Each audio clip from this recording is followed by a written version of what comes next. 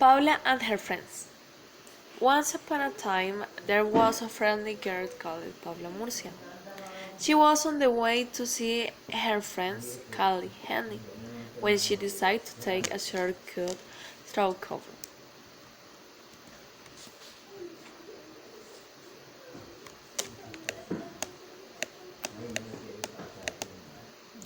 It wasn't long before Paula got lost.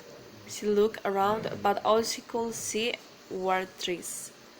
Nervously, she fell into her bag for her favorite toy, Mr. Carlo, but Mr. Carlo was not here to be found. Paula began to panic. She felt sure she had picked Mr. Carlo. To make matters worse, she was starting to feel hungry.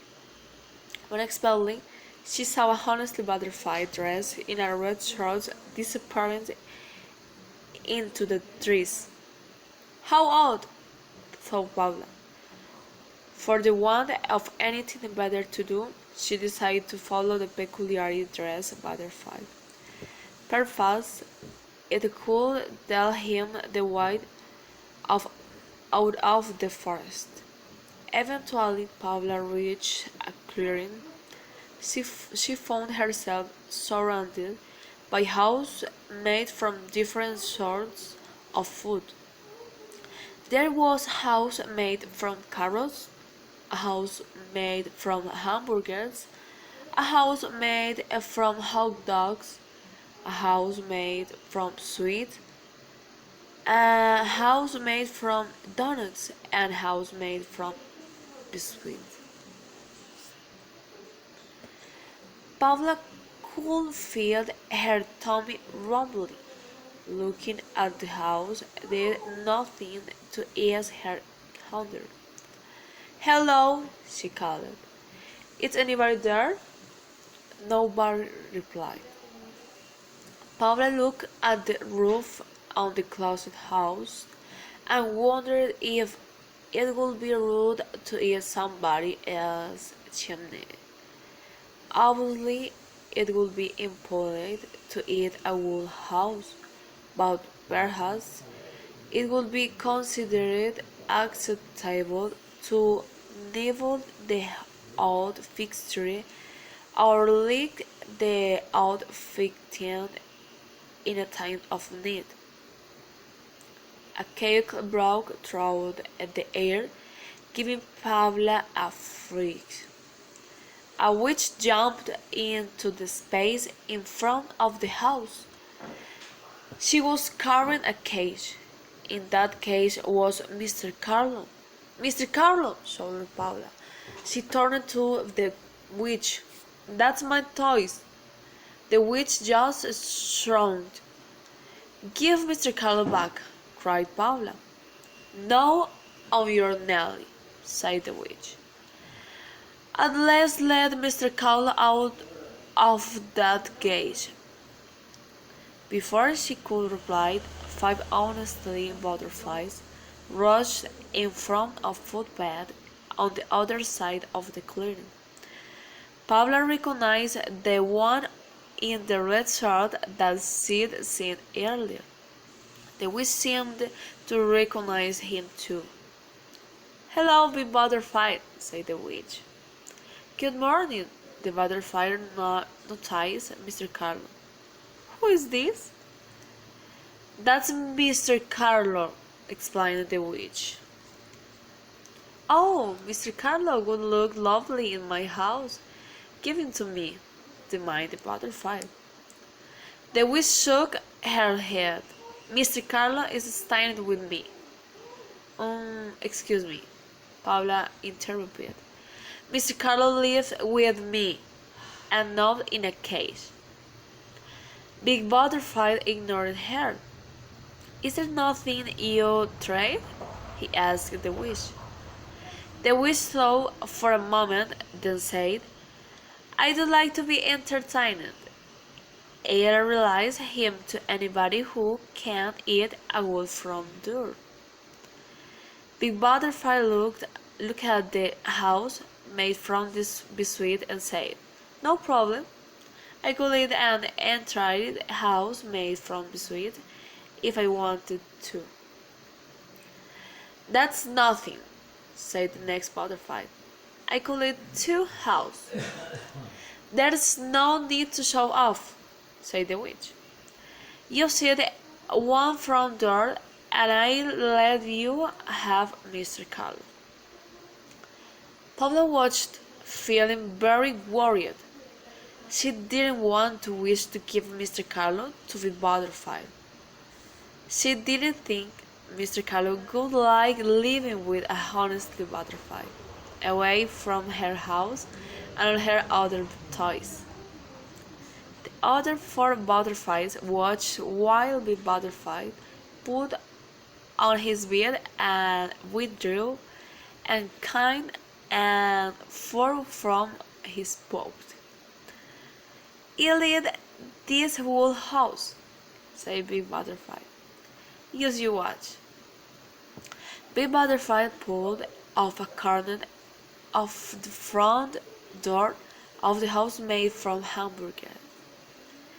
He gulped it down smiling and went back for more, and more, and more. Eventually, Big Butterfly started to get bigger. Just a little bit bigger at first, but after a few more forkfuls of hamburgers, he grew to the size of a large softball, and he was every bit as round. Um, I don't feel too good, said the big butterfly. Suddenly, he started to roll. He had grown so round that he could not longer balance. "Help!" he cried, as he rolled off down and slowed into the forest. Big Butterfly never finished eating the front door made from hamburgers, and Mr. Carlo remained trapped in the witch's cage. Average Butterfly stepped out and approached the house made from hot dogs. "I'll eat this whole house," said Average Butterfly. "Use your watch." Average Butterfly pulled off a curtain of the front door of the house made from hot dogs. She gulped it down smiling and went back for more, and more, and more. After a while, Average Butterfly started to look a little kissy. She grew greener and greener. A good cutter walking into the clearing. "What's this bush doing here?" he asked. "I'm not a bush, I'm a butterfly," said Average Butterfly.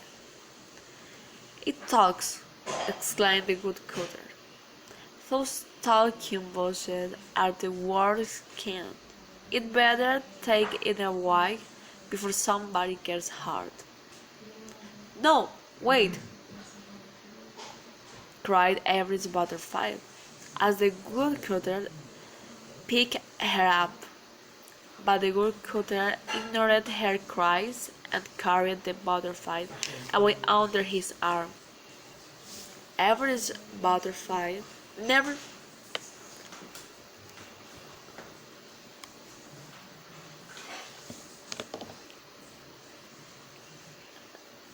finished eating the front door made from hot dogs, and Mr. Carlo remained trapped in the witch's cage. Little Butterfly stepped up and approached the house made from sweets. "I'll eat this whole house," said Little Butterfly. "Use your watch." Little Butterfly pulled off a corner of the front door of the made from sweet. He gulped it down smiling and went back for more, and more, and more. After 5 or 6 platefuls, Little Butterfly started to feel uncomfortably on the spot. He stopped eating sweet for a moment then grabbed another forkful. But before he could eat it, there came an almighty roar, a bottom louder than a rocket taking off, probably a little butterfly in the sky. Ah! Cried little butterfly. I'm scared of hate. Little butterfly was never seen again. Little butterfly never finished eating the front door. My front sweet and Mr. Color remained trapped in the sweet cave. Teeny butterfly stepped up and approached the housemaid from Danax. I need this wool house, said Teeny butterfly. Use your watch. Teeny butterfly pulled off a corner of the front door of the housemaid from Danax. She gulped it down, smiling, and went back for more, and more, and more. However, on the next mouthful, the food fell strangely out of the teeny butterfly mouth. She tried to stuff in another forkful of Danax, but once again the food fell out. There just wasn't enough room left in her belly. This is just not fair, declared Teeny Butterfly, and stomped off into the forest. Teeny Butterfly never finished eating the front door made from Danax, and Mr. Color remained trapped in the witch's cage. Even Teeny Butterfly stepped up and approached the housemaid from biscuits. I leave this wool house, said Even Teeny Butterfly. Use your watch. Even Teeny Butterfly pulled off a corner of the front door of the house made from biscuits. He gulped it down, smiling, and went back for more, and more, and more. Suddenly, Even Teeny Butterfly stopped eating and started dancing. While he danced, he sang at the top of his lungs, "Biscuits, watch me eat all biscuits." It looks as though the biscuits are making you hyperactive, laughed the witch. Oh no, they're not, cried Even Teeny Butterfly. I'm always this excited. With that, he walked into a tree. Bang! Even Teeny Butterfly banged his head and fell backwards onto his bottom. He passed out exhausted. Even Teeny Butterfly never finished eating the front door made from biscuits, and Mr. Carter remained trapped in the witch's cage. That's it, said the witch. I win. I get to kill Mr. Carter. Not so fast, said Pabla. There is still one front door to go. The front door of the house made from carrots, and I haven't had a turn yet. I don't have to give you a turn, laughed the witch. My game, my rules. The woodcutter's voice carried through the forest. I think should give her a chance. It's only fair. Fine, said the witch. But you saw what happened to the butterflies. She won't last long. I'll be right back, said Pabla. What? Said the witch. What are your sense of impatience? I thought you wanted Mr. Carlo back.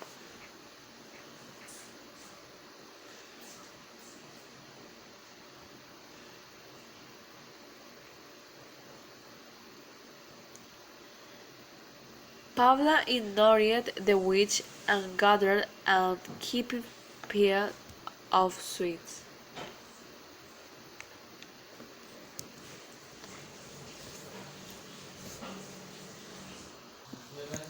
Pabla ignored the witch and gathered an hefty pile of sticks.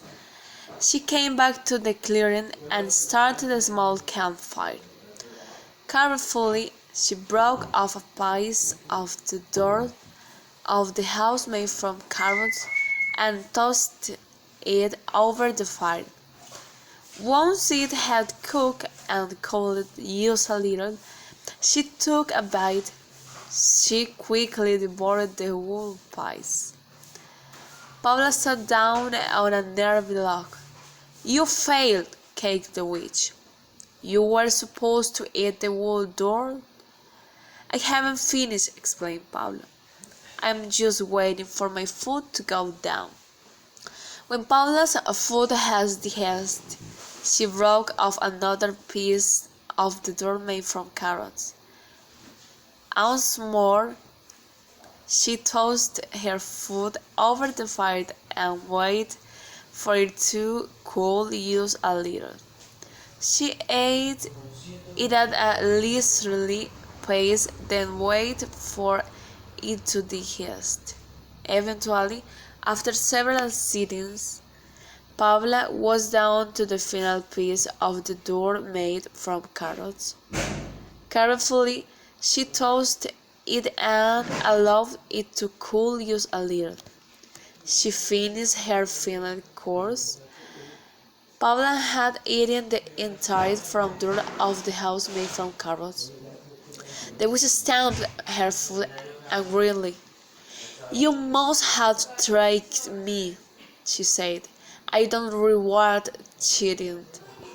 "I don't think so," said a voice. It was the wood cutter. He walked back into the clearing, carrying his axe. "This little girl, one fair and square. Now hand over Mr. Carlo, or I will chop your broomstick in half." The witch looked horrified. She grabbed her broomstick and placed it behind her. Then, huffing, she opened the door of the cage. Paula hurried over and grabbed Mr. Carlo, checking that her favorite dog was all right. Fortunately, Mr. Carlo was unharmed. Pablo thanked the woodcutter, gave a kick so souvenir, and hurried on the meat galley. It was starting to get dark. When Paula got to Callie's house, her friends threw his arm around her. "I was so worried," cried Callie. "You are very late." As Paula described her day, she could tell that Callie didn't believe her. So she grabbed a napkin from her pocket. "What's that?" asked Callie. Paula unwrapped a doorknob made from hamburgers pudding, she said. Callie almost fell off his chair. The end.